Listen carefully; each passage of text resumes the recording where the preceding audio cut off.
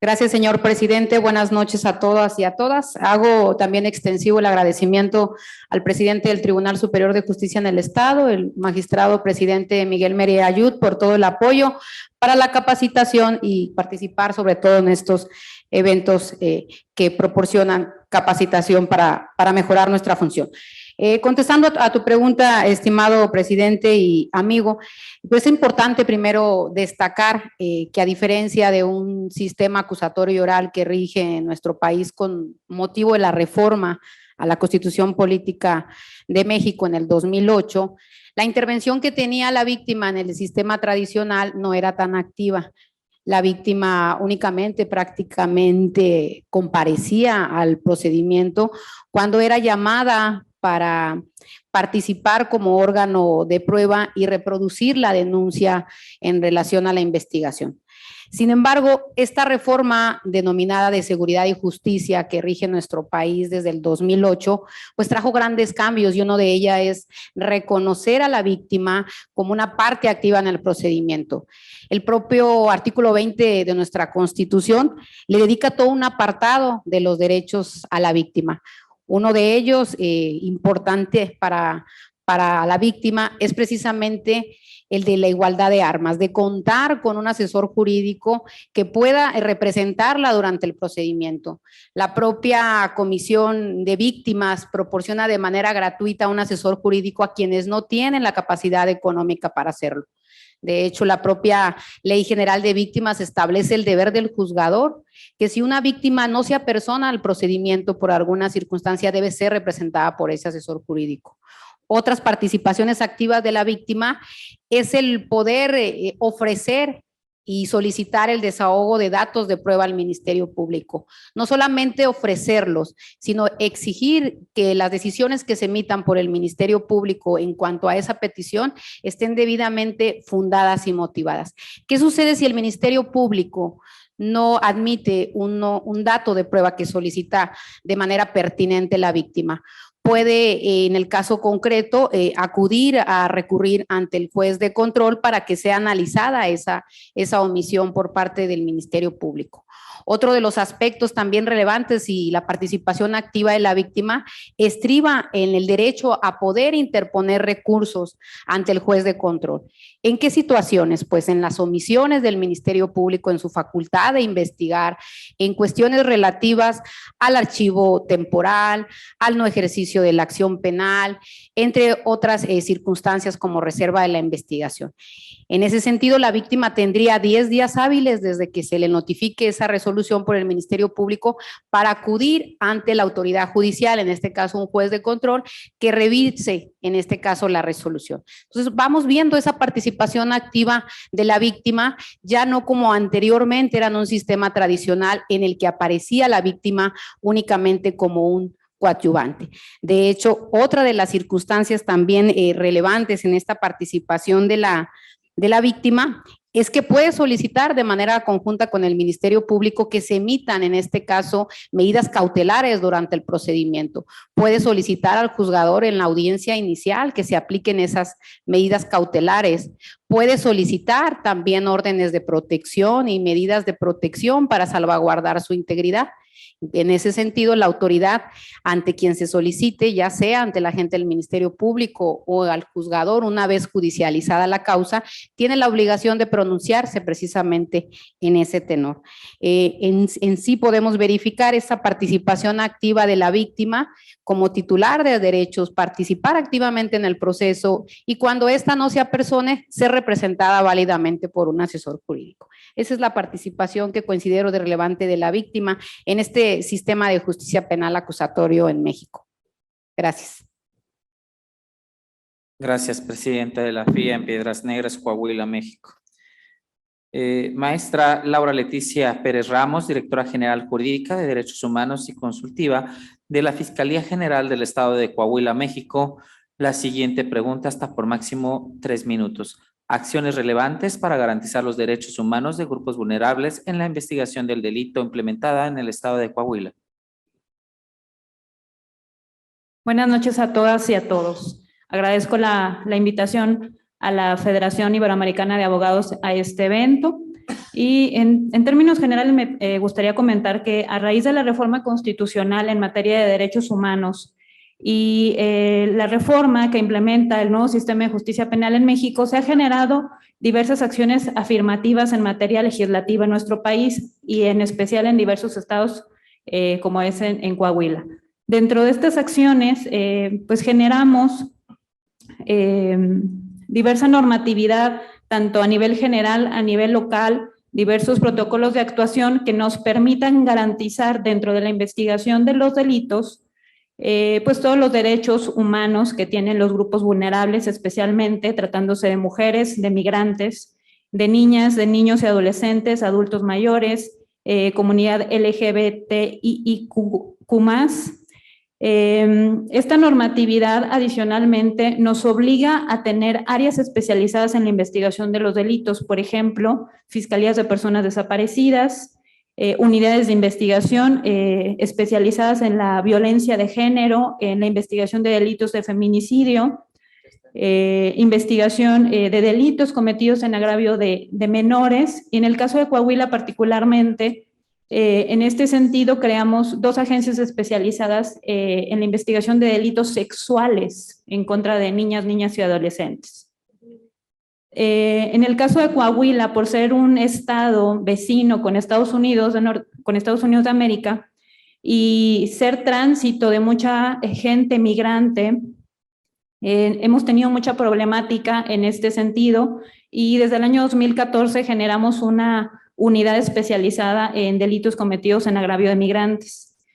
En el caso, por ejemplo, de delitos cometidos en agravio de periodistas y en contra de la libertad de expresión, si bien en Coahuila no tenemos una problemática en la que haya un agravio grande como en otras partes de nuestro país, desde el año 2014, como quiera, y en cumplimiento de recomendaciones de la Comisión Nacional de Derechos Humanos, creamos una unidad especializada en el tema. Y también hemos creado una unidad especializada en la investigación de delitos cometidos en agravio de personas que pertenecen a la comunidad LGBTIQ+. Obviamente, los operadores que trabajan en estas unidades de investigación especializadas cuentan con capacitaciones, especializaciones e incluso certificaciones en la materia.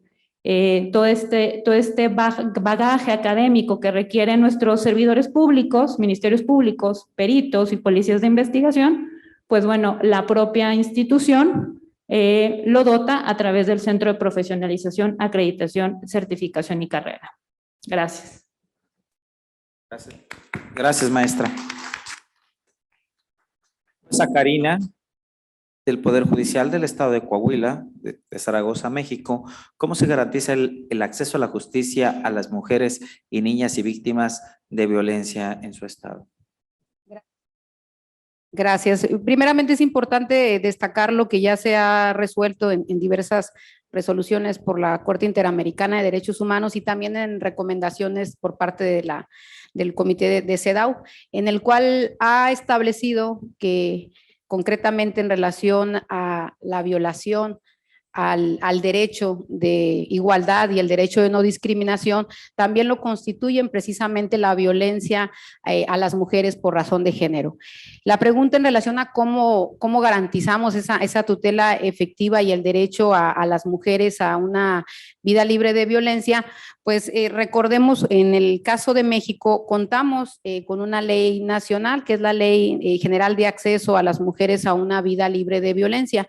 Esta ley como característica señala y describe los diferentes tipos de violencia que sufren las mujeres, no solamente en el ámbito familiar, sino también en el ámbito público, en el ámbito laboral y violaciones en otros tipos de aspectos.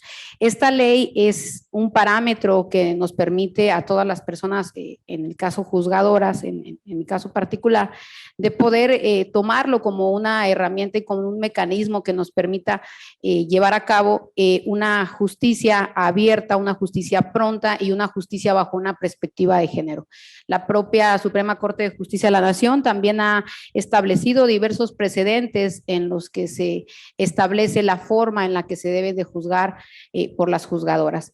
Y no solamente en tratándose de procedimientos que llegan a la sede judicial, sino también recordemos que el Ministerio Público también tiene la obligación de llevar a cabo una investigación de manera diligente, pronta y también bajo una perspectiva de género. ¿Cómo permitir este acceso a las mujeres a una vida libre de violencia? La respuesta es sencilla, es juzgando con perspectiva de género.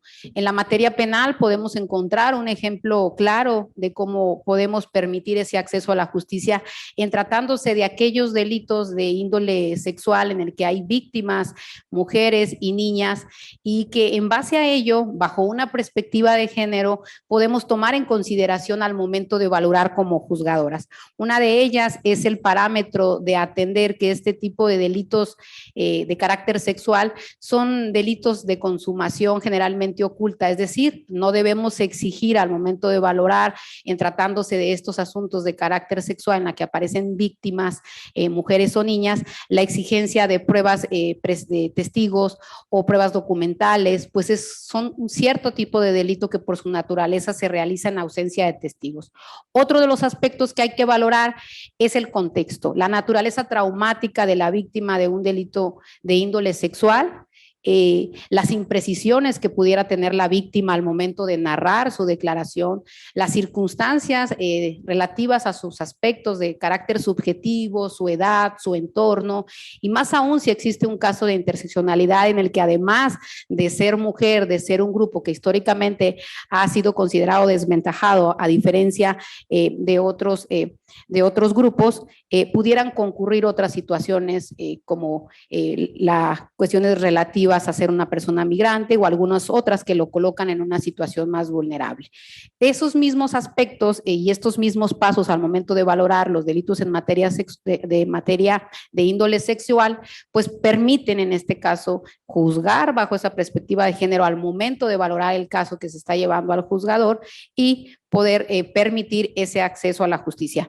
Recordemos que el acceso a la justicia en tratándose de situaciones en las que una de las partes es mujer, no conlleva necesariamente que se asista a la razón por el hecho de ser mujer. Lo que se busca con la perspectiva de género es precisamente que ambas partes se encuentren en las mismas condiciones de igualdad. Permitir que tanto la víctima, en el caso que sea mujer, que sea niña, y la persona que aparezca como imputado o acusado al ser hombre, se encuentren en las mismas condiciones de igualdad. Y eso es precisamente la perspectiva de género, es una categoría, un método analítico en el cual se debe de efectuar ese tipo de análisis de casos particulares para acceder a esa justicia pronta. Espero haber sido breve y no rebasar esos 3 minutos. Gracias, estimada jueza.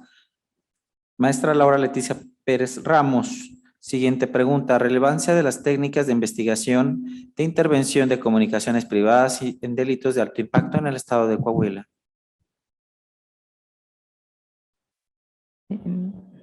Bueno, les explico, sobre todo en relación a los resultados que fueron mostrados por el fiscal de Coahuila en su conferencia del día de ayer. Pues una de las acciones que hemos tomado muy en cuenta dentro de la investigación de los delitos es proceder a las técnicas de investigación con control judicial de intervención de comunicaciones privadas. Este tipo de técnica de investigación, pues bueno, resulta de relevancia tecnológica en virtud del avance de las tecnologías de comunicación y de las cuestiones de Internet, ¿no?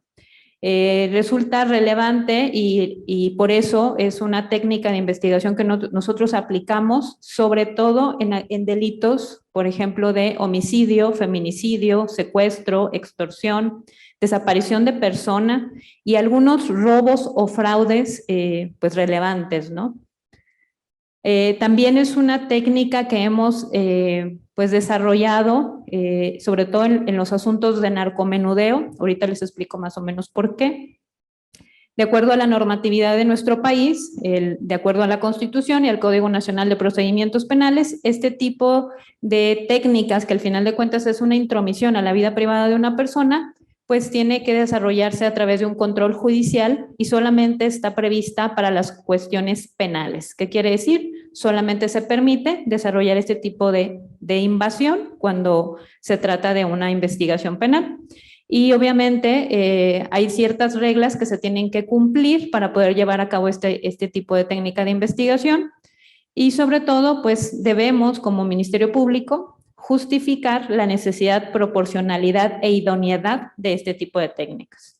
En México está reconocida pues 4 tipos de intervención de comunicaciones. Una de ellas es la extracción de información de equipos electrónicos, pues, computadoras, USBs, discos, memorias, etcétera. La segunda, pues, es la entrega de datos conservados por las empresas de telecomunicaciones, lo que comúnmente llaman que es el registro de las llamadas o mensajes de la telefonía, la escucha activa, que a lo mejor todo el mundo cuando escucha las palabras de intervención de comunicaciones, luego se imaginan que alguien los está escuchando en otra parte, ¿no? Y la localización geográfica en tiempo real. Algunos de los ejemplos que podemos platicarles que nos ha permitido el desarrollo de este tipo de técnicas de investigación, pues nos contribuye sobre todo en la búsqueda y localización de personas desaparecidas, o bien en la localización de personas privadas de su libertad tratándose de algún delito de secuestro, en el cumplimiento inclusive de órdenes de aprehensión en casos relevantes.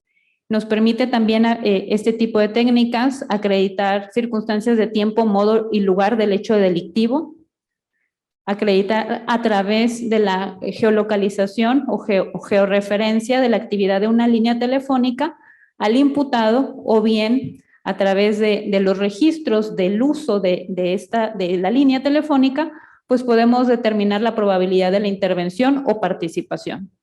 También nos permite, por ejemplo, la identificación de otros partícipes en el hecho delictivo, o bien poder ubicar o identificar a terceros involucrados en el hecho y que pudieran contribuir en la investigación en calidad de testigos. En el caso, por ejemplo, del narcomenudeo, pues bueno, nos permite o nos ha permitido identificar a las bandas delictivas que se dedican al trasiego o a la comercialización de estupefacientes. Si bien esta es una técnica de investigación intrusiva de la vida privada de las personas, en casos de relevancia social, pues debe prevalecer el interés público en la investigación y sanción de los delitos. Gracias. Gracias, maestra. Pues, Karina, ¿qué acciones se han tomado en tu país, México, para garantizar el derecho de una vida libre de violencia? Hasta por 3 minutos, por favor. Gracias, presidente. Recordemos que el Estado, al momento de suscribir tanto la Convención de Belén do Pará como la CEDAW, adquiere los compromisos que se contienen en dichos instrumentos internacionales, y uno es precisamente el llevar a cabo las acciones por parte del Estado para que permitan, en este caso, erradicar las violaciones a derechos humanos. Y una violación precisamente es lo relativo al derecho a las mujeres a vivir libre de violencia. El Estado mexicano cuenta a nivel nacional, como ya se indicó, con una ley general de acceso a las mujeres a una vida libre de violencia. Esta ley establece mecanismos de protección a la víctima y una de ellas es precisamente las órdenes de protección. Son órdenes de protección que pueden emitir tanto autoridades administrativas, como lo es en este caso agentes del Ministerio Público, y las autoridades jurisdiccionales que recaen en los juzgadores. Una vez que se solicita una orden de protección para la víctima, se contará con un solo plazo de 4 horas para resolver de manera inmediata esa orden de protección, que tenga como finalidad garantizar la protección a las víctimas de violencia. Entre esas órdenes de protección, pues encontramos la prohibición de acercarse a la víctima, el resguardo en la víctima en un albergue, además de solicitar en este caso la entrega de objetos y documentos personales a la víctima, salvaguardar su integridad, la protección y vigilancia, entre otras. Esto es por lo que hace a la cuestión normativa. También las varias entidades federativas cuentan con sus propias leyes locales, pero me enorgullece en el caso concreto referir que en el estado de Coahuila de Zaragoza, bajo la presidencia del magistrado presidente Miguel Meri Ayub, se cuenta desde el año pasado con un juzgado especializado de violencia familiar contra la mujer. Lo importante de este juzgado es que se conocen dos materias, es un juzgado mixto, se dotó de competencia en materia familiar y en materia penal. Esto permite evitar lo que es la victimización secundaria, es decir, que una víctima acuda ante un juez familiar a solicitar un procedimiento urgente para que resuelva en relación a esa violencia familiar, emitiendo un pronunciamiento respecto a la guarda y custodia de los menores que se encuentran afectos a esa relación y que también se garantice la pensión alimenticia. Es el mismo juzgador con ambas competencias quien resuelve en materia penal como delito de violencia familiar y en materia penal respecto a ese delito y en materia familiar respecto a guarda y custodia y alimentos. Es un mecanismo en este caso que garantiza un acceso pronto a la justicia. El mismo juzgador resuelve también en cuanto a las medidas de protección que se deben emitir a la víctima y esto, como podemos advertir, pues es una circunstancia que conlleva y que trae ese mecanismo de protección inmediata a la víctima. Es un procedimiento breve y que facilita también, que dota al juzgador de medidas, órdenes que se puedan emitir en el caso de algún incumplimiento. Incluso en las propias audiencias donde se advierte que la persona que está siendo procesada por ese hecho de violencia familiar a través del juez con competencia mixta en materia familiar, violenta esas órdenes de protección en la misma audiencia, el juez puede aplicar una medida de apremio como lo es un arresto para permitir en este caso que esa circunstancia de violación a una orden de protección que se emitió por parte del juzgador no sea nuevamente violentada y enviar el mensaje de que efectivamente la violencia para las mujeres no se tolera. Muchas gracias, con eso concluyo.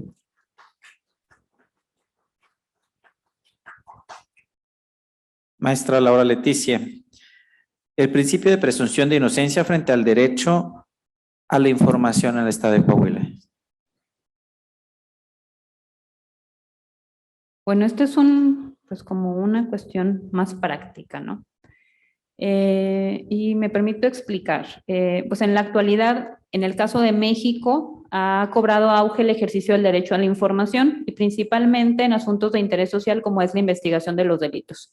Pues las personas no solamente les interesa saber cuántos delitos hay, cómo se resuelven, cuánto gastamos en la investigación de los delitos, etcétera, sino que a veces quieren saber si una persona determinada está siendo investigada por un delito.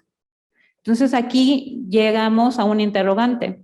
Si el derecho a la información de ese ciudadano realmente vale la pena que viole el derecho a la presunción de inocencia de alguien. Y pues bueno, pues vamos a partir de la premisa, ¿no? Toda persona es inocente hasta que se demuestre lo contrario. Y en el caso de nuestro país, en México, la Suprema Corte de Justicia de la Nación ha determinado a través de diversas tesis jurisprudenciales el contenido del principio o del derecho a la presunción de inocencia. En primer lugar, establece que pues, este principio pues, es una regla de trato procesal o regla de tratamiento. ¿Qué quiere decir? Pues que toda persona tiene el derecho a ser tratado como inocente. Lo que implica pues, que los jueces deben de impedir a mayor medida la posible aplicación de alguna acción que genere que el imputado pues, sea tratado como una persona culpable. Y esto es durante toda la investigación y obviamente hasta que se concluya el proceso penal. También la jurisprudencia señala que es el principio de presunción de inocencia, es una regla de prueba o regla de juicio, lo que corresponde a la parte acusadora destruir la calidad de inocente mediante un ejercicio probatorio. Y esto implica que los jueces pues tienen que dar la absolución en el caso de que no quede acreditado que la persona cometió el delito. Otro criterio que establece la Suprema Corte y que este es el de relevancia para el caso o la pregunta que les hago, es que la regla de trato, el principio de presunción de inocencia también es una regla de trato en su vertiente extraprocesal. ¿Qué quiere decir? Pues que debe ser entendido como el derecho a recibir la consideración y el trato de no autor o no partícipe en un hecho considerado como delito. Por ende, el derecho a que no se apliquen las consecuencias o los efectos jurídicos de este hecho, ¿no? La violación a esta variante, pues genera que pues incluso autoridades, que la ciudadanía juzgue a una persona ya como culpable sin que siquiera haya sido condenado, ¿no? O sentenciado por este delito. En este sentido, pues obviamente nuestro máximo tribunal señala en diversos criterios que esta violación al principio de presunción de inocencia dentro del proceso judicial puede influir en el resultado de la sentencia, porque pues ya se está preconcibiendo una conducta, credibilidad, reputación, antecedentes a los testigos o incluso hasta el propio juez, y la posibilidad de que se produjera una confesión, admisión de hechos, declaración previa del imputado, etcétera.